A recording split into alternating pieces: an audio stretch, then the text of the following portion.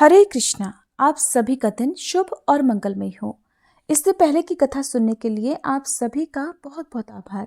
आज सुनिए आगे का वृतांत। जिस समय सीता जी गर्भवती थी उस समय एक दिन सीता जी से भगवान श्री राम ने पूछा था कि अगर आपके मन में कोई इच्छा हो तो बताओ, मैं उसे अवश्य पूरी करूंगा। तब सीता जी ने वन में रहने वाली तापसी स्त्रियों के दर्शन करने की इच्छा जताई। अब जब सीता जी के त्याग की बात आई तब श्री राम जी ने लक्ष्मण जी को आदेश दिया कि सीता जी को तापसी स्त्रियों के दर्शन करने के बहाने ही वन में छोड़ाओ। ऐसा कर पाना किसी के लिए भी संभव नहीं था।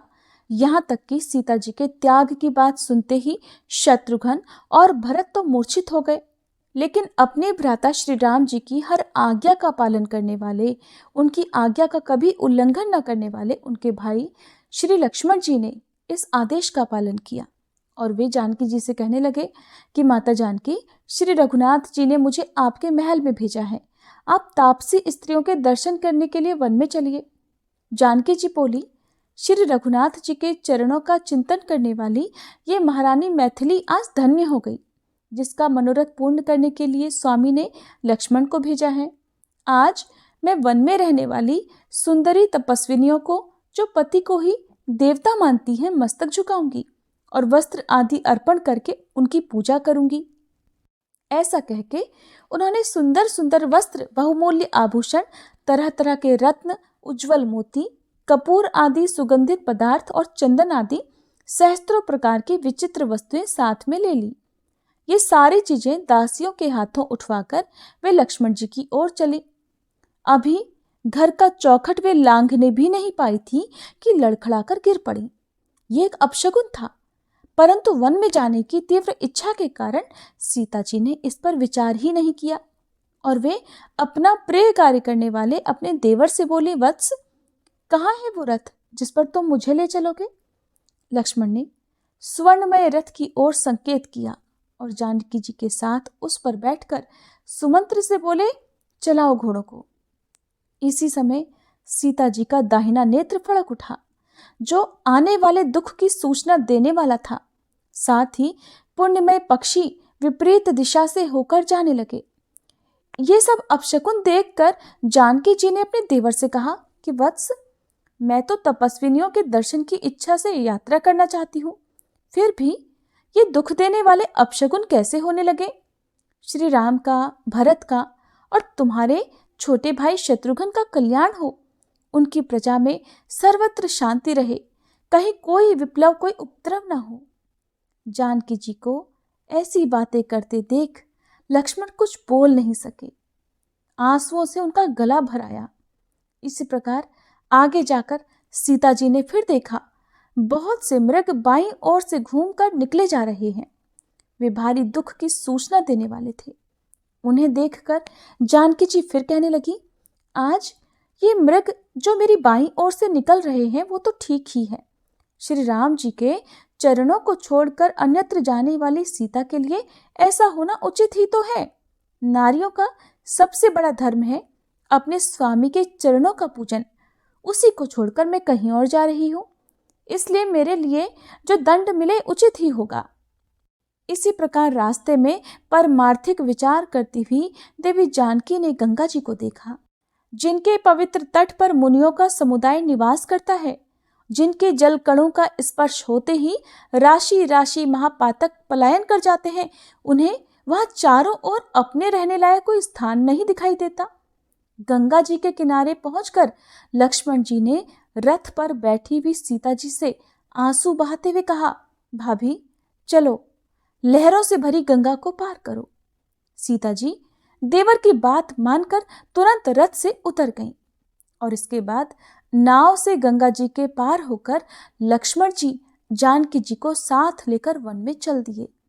वे श्री रामचंद्र जी की आज्ञा पालन करने में कुशल थे, इसलिए सीता जी को अत्यंत भयंकर और दुखदायी जंगल में ले गए, जहां बबूल, खेरा और धव आदि के महाभयानक वृक्ष थे, जो दावानल से दग्ध होने के कारण सूख गए थे। ऐसा भयानक जंगल देखकर सीता जी भय के कारण बहुत चिंतित हुई। कांटों से उनके कोमल पांवों में घाव हो गए थे। वे लक्ष्मण से बोली, वीरवर, यहाँ अच्छे अच्छे ऋषि मुनियों के रहने योग्य आश्रम मुझे नहीं दिखाई देते जो आंखों को सुख प्रदान करने वाले हैं, और महर्षियों की तपस्विनी स्त्रियों के भी दर्शन नहीं होते। यहाँ तो केवल भयंकर पक्षी, सूखे वृक्ष और दावानल से सब और जलता हुआ वन ही दिखाई दे रहा है। इसके सिवा मैं तुमको भी किसी भारी दुख से व्याकुल देख रही हूँ। लक्ष्मण, तुम्हारी आंखें आंसुओं से भरी हुई हैं, इनसे व्याकुलता दिख रही है, और मुझे भी पग पग पर हजारों अपशकुन दिखाई देते हैं। सच बताओ, क्या बात है? सीता जी के ऐसा कहने पर भी लक्ष्मण जी के मुख से कोई बात नहीं निकली। वे चुपचाप उनकी ओर देखते हुए खड़े रहे। तब जानकी जी ने बारंबार प्रश्न करके उनसे उत्तर देने के लिए बहुत आग्रह किया। उनके बार बार आग्रह पूर्वक पूछने पर लक्ष्मण जी का गला भर आया। उन्होंने शोक प्रकट करते हुए सीता जी को उनके परित्याग की बात बताई। मुनिवर, वह वज्र के समान कठोर वचन सुनकर सीता जी जड़ से कटी हुई लता की तरह धरती पर गिर पड़ी। विदेह कुमारी को धरती पर पड़ा देख लक्ष्मण जी ने पल्लवों से हवा करके उन्हें सचेत किया। होश में आने पर जानकी जी ने कहा, देवर, मुझसे परिहास मत करो, मैंने कोई पाप नहीं किया है, फिर श्री रघुनाथ जी भला मुझे कैसे छोड़ देंगे? वे परम बुद्धिमान और महापुरुष हैं, मेरा त्याग कैसे कर सकते हैं? वे जानते हैं मैं निष्पाप हूं, फिर भी भला एक धोबी के कहने से मुझे छोड़ देंगे? ऐसी आशा तो नहीं है। और ऐसा कहते कहते वे फिर बेहोश हो गईं। इस प्रकार उन्हें बार बार मूर्छित देखकर लक्ष्मण जी फूट फूट कर रोने लगे। जब सीता जी को फिर से होश आया तब लक्ष्मण जी को दुख से आतुर और रुद्ध कंठ देखकर वे बहुत दुखी हुई और बोली, सुमित्रा नंदन, जाओ, तुम धर्म के स्वरूप और यश के सागर श्री रामचंद्र जी से तपोनिधि वशिष्ठ मुनि के सामने ही मेरी एक बात जरूर पूछना कि नाथ, ये जानते हुए भी कि सीता निष्पाप है, जो आपने मुझे त्याग दिया है, ये बर्ताव आपके कुल के अनुरूप हुआ है या शास्त्र ज्ञान का फल है? मैं सदा आपके चरणों में ही अनुराग रखती हूँ, तो भी जो आपके द्वारा मेरा त्याग हुआ है इसमें आपका कोई दोष नहीं है। ये सब मेरे भाग्य दोष से हुआ है और इसमें मेरा प्रारब्ध ही कारण है। वीरवर, आपका सदा और सर्वत्र कल्याण हो। मैं इस वन में आपका ही स्मरण करते हुए प्राण धारण करूंगी। मन, वाणी और क्रिया के द्वारा एकमात्र आप ही मेरे सर्वोत्तम आराध्य देव हैं। रघुनंदन, आपके सिवा और सब कुछ मैंने अपने मन से तुच्छ समझा है। महेश्वर, प्रत्येक जन्म में आप ही मेरे पति हो और मैं आपके ही चरणों के चिंतन से अपने अनेकों पाप का नाश करके आपकी सती साध्वी पत्नी बनी रहूं, मेरी बस यही प्रार्थना है। भगवान श्री राम ने तो सीता जी का त्याग कर दिया था, लेकिन वन में खड़ी हुई सीता जी अभी भी श्री राम जी के प्रति इस प्रकार की बातें कह रही थी। सीता जी कहने लगी, लक्ष्मण, मेरी सासुओं से भी ये संदेश कह देना कि माताओं, अनेकों जंतुओं से भरे हुए इस घोर जंगल में मैं आप सब लोगों के चरणों का स्मरण करती हूँ। मैं गर्भवती हूँ, तो भी महात्मा राम ने मुझे इस वन में त्याग दिया है। सौमित्रे, अब तुम मेरी बात सुनो। श्री रघुनाथ जी का कल्याण हो, मैं अभी प्राण त्याग देती, किंतु विवश हूँ। अपने गर्भ में श्री रामचंद्र जी के तेज की रक्षा कर रही हूँ। तुम जो उनके वचनों को पूर्ण करते हो सो ठीक ही है, इससे तुम्हारा कल्याण होगा। तुम श्री राम के चरण कमलों के सेवक और उनके अधीन हो, इसलिए तुम्हें ऐसा ही करना उचित है। अच्छा, आप श्री रामचंद्र जी के पास जाओ, तुम्हारे मार्ग मंगलमय हो। मुझ पर कृपा करके कभी कभी मेरी याद करते रहना। ऐसा कहकर सीता जी लक्ष्मण जी के सामने ही अचेत होकर पृथ्वी पर गिर पड़ी। उन्हें मूर्छित देखकर लक्ष्मण जी फिर से दुख के सागर में डूब गए और फिर अपने वस्त्र के अग्रभाग से पंखा झलने लगे। जब सीता जी होश में आई तब उन्हें प्रणाम करके वे बोले कि देवी, अब मैं श्री राम के पास जा रहा हूँ, वहां जाकर मैं आपका सब संदेश कह सुनाऊंगा। आपके पास ही महर्षि वाल्मीकि का बहुत बड़ा आश्रम है। ऐसा कहकर लक्ष्मण ने उनकी परिक्रमा की और दुख मगन हो आंसू बहाते हुए वे महाराज श्री राम के पास चल दिए। जानकी जी ने जाते हुए देवर की ओर विस्मित दृष्टि से देखा। उन्हें अभी भी आस थी। वे सोच रही थी कि महाभाग लक्ष्मण मेरे देवर हैं, शायद परिहास कर रहे हो और अभी वापस आकर तुरंत मुझे रथ पर बिठाकर अपने साथ ही ले चलेंगे। भला श्री रघुनाथ जी अपने प्राणों से भी अधिक प्रिय मुझ पाप रहित पत्नी का त्याग कैसे कर सकते हैं? यही सब कुछ सोचती हुई वे निर्निमेष नेत्रों से उनकी ओर एकटक देखती रहीं।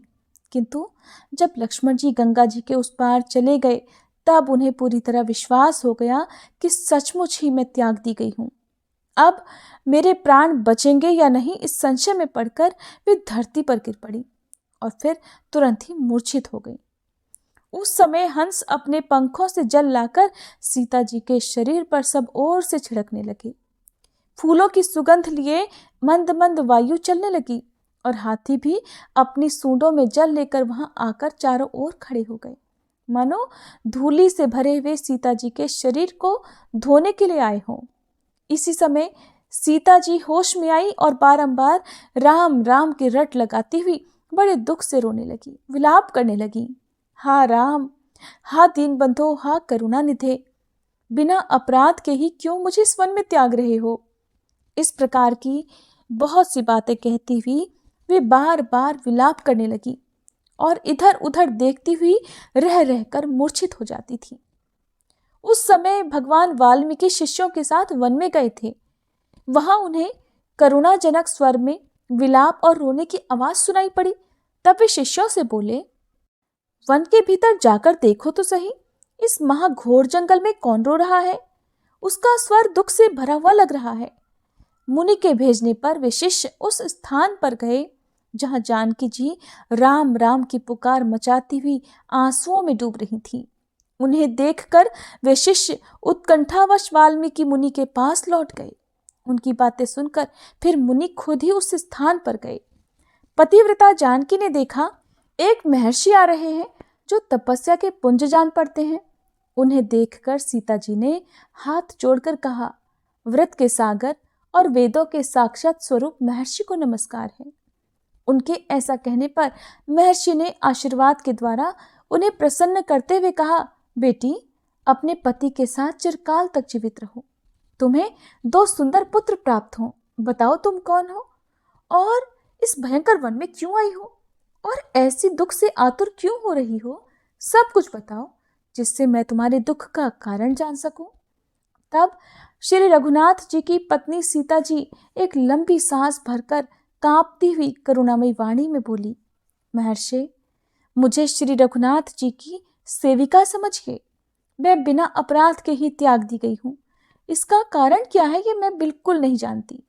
श्री रामचंद्र जी की आज्ञा से लक्ष्मण मुझे यहाँ छोड़ गए हैं।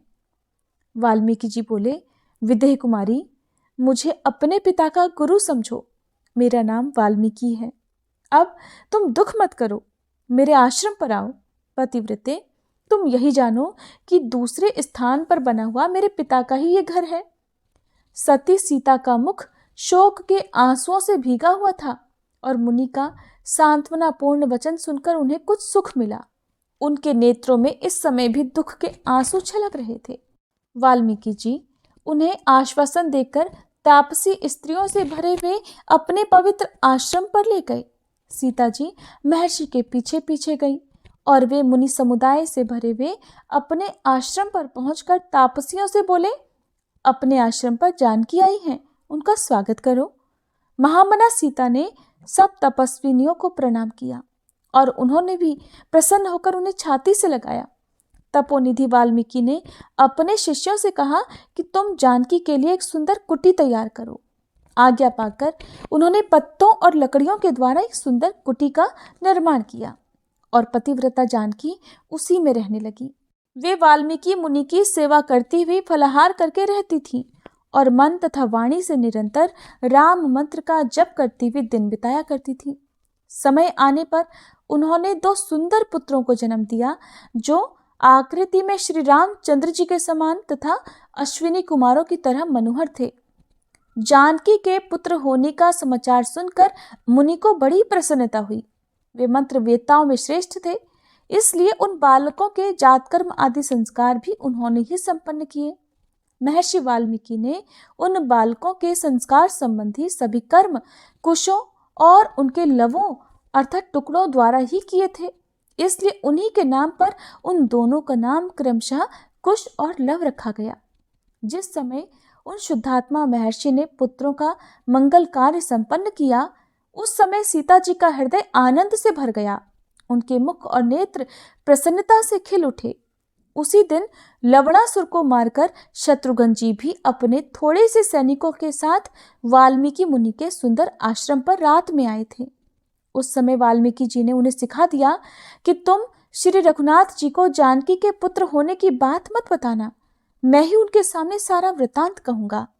हरे कृष्णा। आज के अध्याय में बस इतना ही। इसके आगे का वृतांत आप सभी अगले अध्याय में जरूर सुनिएगा।